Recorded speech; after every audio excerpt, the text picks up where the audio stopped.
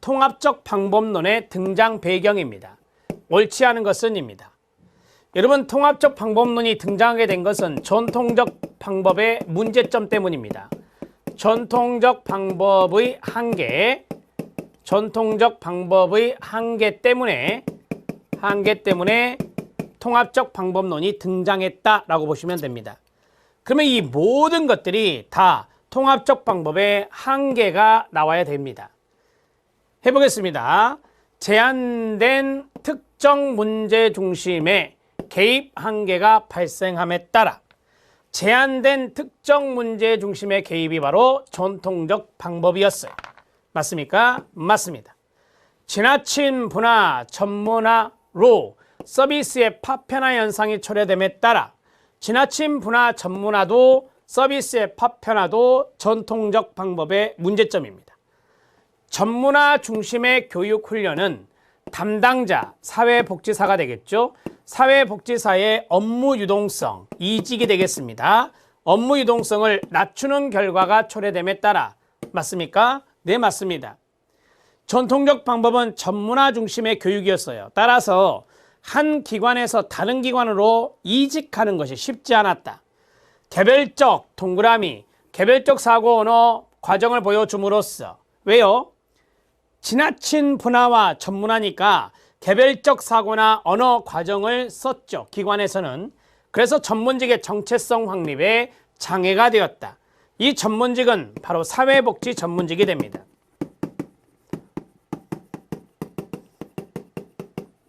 우리 사회복지 전문직의 정체성이란 건 뭘까요?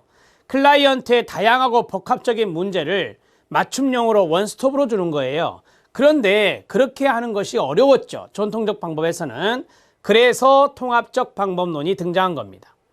비전문화된 교육의 결과로 클라이언트의 다양한 문제를 원활히 해결할 수 없게 됨에 따라 여기가 틀렸네요. 비전문화된 교육이 아니라 전문화된 교육이요. 앞에서 계속해서 지나친 전문화 중심의 교육훈련 이런 이야기를 했기 때문에 전문화된 교육의 결과입니다. 전문화된 교육의 결과 이렇게 오답 노트를 하시면 됩니다. 8번의 답은 5번입니다. 8번 문제 체킹해 놓으셔야 돼요. 전통적 방법의 한계로 시험에 나올 수도 있고요. 통합적 방법론의 등장 배경으로 나올 수 있는 겁니다. 답을 5번으로 처리했고 9번 문제 들어갑니다. 9번 문제는 환경 속 인간을 반영한 실천 설명입니다. 옳은 것을 고른 것은입니다. 환경 속 인간, 파이죠. Person in environment. 이것도 시험에 너무너무 잘 나오는 거니까 체킹해 주시기 바랍니다. 환경 속 인간을 반영한 실천은 끊어요. 개인이 경험하는 문제의 1차적 책임이 환경과 인간의 상호작용에 있다고 본다. 맞죠? 인간과 환경의 상호작용이 파입니다. 환경 속 인간을 반영한 실천은 문제 해결 방안을 개인의 변화, 클라이언트 변화와 함께 주변 환경의 변화에서도 찾는 사회적 맥락을 고려한다. 맞습니까? 네, 맞습니다. 즉 개인의 변화도 중요하고 환경의 변화도 중요하다는 것. 환경 속의 인간을 반영한 실천은 개인과 환경 간 상호작용 증진을 위해 환경 변화와 개인의 역량을 강화하는 것을 중시한다. 맞습니다. 환경 속의 인간을 반영한 실천은 문제를 사정하는 이계도 접근이 아닙니다. 앞에서 말했죠. 중 초점이라 했습니다.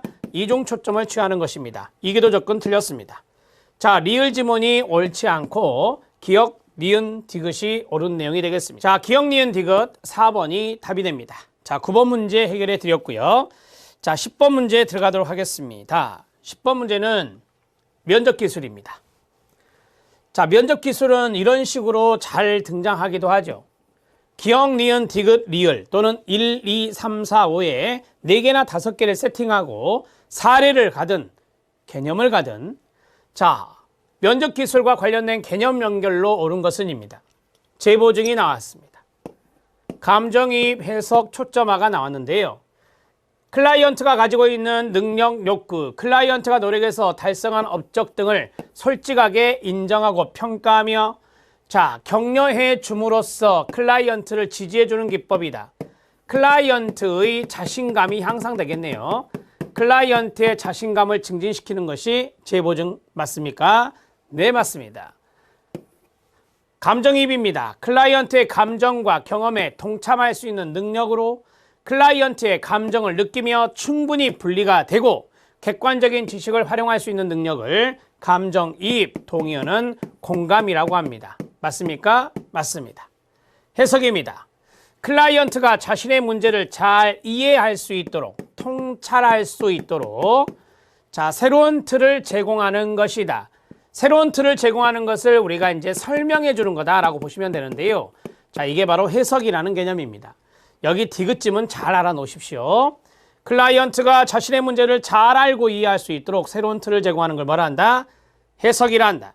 클라이언트가 표현을 분명하게, 앞에서 말했네요. 분명하게 할 수 있도록 격려하고 클라이언트가 말한 내용을 사회복지사가 잘 이해하고 있는가를 확인하기 위한 기술. 뭐죠? 명료화입니다. 초점화가 아니라 명료화가 되겠습니다. 명료화의 동의어는 명확하다. 이렇게 정리를 하십시오. 초점화는 뒤에 또 나올 겁니다. 기억, 니은, 디귿 세 가지가 옳은 내용이 되겠습니다. 10번 문제 답을 해결합니다. 재보증, 감정이입, 해석, 명료화였습니다. 이 네 가지 시험에 잘 나오니까 정리해 놓으셔야 되고요. 기억, 니은, 디귿이 옳은 내용이 되겠습니다. 10번 문제 해결했습니다. 11번 문제 들어갑니다. 11번 문제는 조금 한 곳에 중요한 것들을 몰아봤다라고 보시면 되는데 사회복지 실천 과정의 설명 중에서 옳은 것을 고른 것은입니다. 접수, 목표 설정, 계약, 그 다음에 종결이 나왔어요. 11번 문제 별표. 이런 것들이 이제 정리용으로 좋은 거거든요. 접수 단계에는 문제 규명을 하지 않습니다. 문제 확인입니다. 문제 규명은 사정 단계 때 한다고 배우셨고 라포 형성부터 같이 읽어주세요. 시작. 라포 형성, 양가 감정 해소, 동기부여, 서비스 적격성 여부 판단, 의뢰. 뒷부분은 맞아요. 문제 규명이 틀렸어요. 문제 확인이라 해야 됩니다. 목표 설정에 일반적인 지침이 있습니다. 가로. 목표 설정의 지침. 시작. 클라이언트가 바라는 결과와 관련된 것, 명시적이고 측정 가능한 형태, 현실적으로 성취 가능한 것, 사회복지사 지식과 기술에 적합한 것 등이다. 다 맞죠? 네, 이렇게 정리하시면 됩니다. 제가 명시적이다 앞에 명확이라고 말씀드렸죠? 그 내용입니다. 계약에 포함할 내용이 있습니다. 계약서에 포함될 내용들은 우선순위가 부여된 목표만 동그라미, 참여자의 역할, 사회복지사나 클라이언트의 역할, 그 다음에 면접 주기, 변화 정도의 점검 수단, 이퀄 평가 계획입니다. 변화 정도 점검 수단을 평가 계획이라 하고, 계약 재교섭에 대한 약정, 변화 장애물은 안 쓴다 그랬죠. 변화 장애물은 개입 단계 때 주로 나오기 때문에 계약서 쓸 때 변화 장애물은 어렵다라고 말씀드렸습니다. 여기 지문에서 니은 하나 맞습니다. 리을 들어가도록 하겠습니다. 리을 들어갑니다. 종결은 클라이언트 욕구에 의해 클라이언트를 중심으로 이루어져야 되고 클라이언트에게 더 이상 이익이 되지 않다고 판단될 때 종결이 이루어지는 겁니다. 이거 이제 종결 계획 시점이 되는 거예요. 그랬을 때 우리가 종결을 계획하게 될 것이다. 그러면 11번에 니은과 리을이 옳은 내용이 되겠네요. 답은 2번이 답이 됩니다. 11번 문제 해결했고 12번 문제 들어갑니다. 12번 문제입니다. 개인 대상 사회복지 실천의 관계론이 나왔고요. 클라이언트에 대한 사회복지사의 태도로 옳지 않은 것은입니다. 1번, 클라이언트가 자신의 감정을 표현할 수 있도록 자유로운 분위기를 만들어야 할까요? 네, 맞습니다. 의도적 감정 표현입니다. 의도적 감정 표현입니다. 이런 것들이 무엇인지도 알아놓으면 좋겠죠. 클라이언트가 표현한 감정을 적절하게 정서적으로 관여하고 이러한 관여는 통제된다. 말씀하세요. 통제된 정서적 관여입니다. 통제된 정서적 관여입니다. 세 번째, 클라이언트가 선택의 폭을 확대할 수 있는 지역사회 차원을 제공한다. 선택의 폭을 확대할 수 있는 자기 결정권 존중입니다. 자기 결정권 존중입니다. 클라이언트가 표현하는 것을 긍정으로 받아들이고 모두 그대로 선한 것으로 간주한다. 앞에도 틀렸고 뒤에도 틀렸습니다. 긍정으로 받아들이는 게 아니라 있는 그대로 받아들이고 그대로 선한 것으로 간주한다가 아니라 참된 것으로 간주한다. 있는 그대로니까 참된 것으로 간주한다 그래야죠. 이것을 무엇이라 합니까? 수용이라 한다 배웠습니다. 5번입니다. 클라이언트가 지닌 특이성이나 개별적 차이를 인정하는 거 뭐죠? 독특성을 인정하는 것을 개별화라고 했었죠. 개별화가 됩니다. 자, 답을 4번으로 처리하시면 되고요. 12번 문제 체킹해 주시기 바랍니다. 각각이 관계론 원칙에 뭐에 해당되는 것까지 알아놓으셔야 실력이 업그레이드 됩니다. 13번 문제 들어갑니다. 답은 4번이었습니다. 자, 13번 문제는 전문적 관계의 특성 문제인데요. 전문적 관계의 특성으로 옳지 않은 것은입니다. 앞에를 보면 의도적인 목적성, 목적 지향적이죠. 시간 제한성, 헌신과 의무, 권위와 고난, 통제된 관계 모두 맞아요. 모두 맞는데 자, 오른쪽에 연결이 잘못됐다라고 하는 건데 하나가 클라이언트와 사회복지사가 서로 합의한 목적입니다. 이걸 목적 지향적이라 한다. 우리가 관계를 맺는 것은 전문적 관계를 맺는 것은 목적이 있어요. 클라이언트와 구체적으로 한정된 기간을 갖고 관계를 형성하죠. 이게 뭐다? 시간 제한성 또는 한정성이라고 합니다. 사회복지사는 자신의 이익보다는 클라이언트의 이익을 위해서 뭐한다? 헌신한다. 이 헌신이라고 하는 것을 우리가 이제 책임성이라고도 말할 수 있습니다. 사회복지사가 자신의 이익이 아닌 클라이언트 이익을 위해서 최선, 책임을 다하라는 겁니다. 맞습니다. 사회복지사는 지식기술 윤리광령에서 비롯된 권위를 지닙니다.